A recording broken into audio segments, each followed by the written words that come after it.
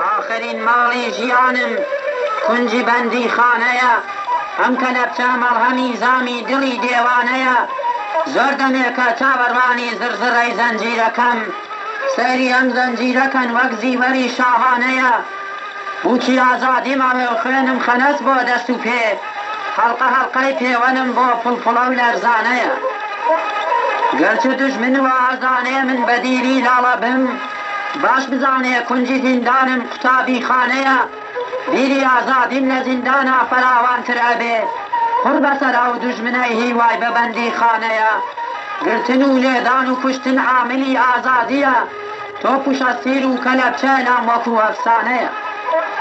چاوەڕوانی شۆڕشێکم عالەمێ ڕزگار بکا، میلەتم بۆ ئەو مەبەستە کردەوەی شێرانەیە. چەکی شۆڕش گێڕی من نووسین و بیر و باوڕە، ڕاپەڕینە هەڵمەتە پڕنەعرەتەی کوردانەیە، گەر بە ئازادی نەژیم مردن خەڵاتە بۆ لەشم، نۆکەری و سەردانەواندن کاری نامەردانەیە. قانعم ئیمڕۆ لە زیندانە بە ئازادی ئەژیم، سەد هەزار لەحنەت لە وەیوانە و کەری بێگانەیە.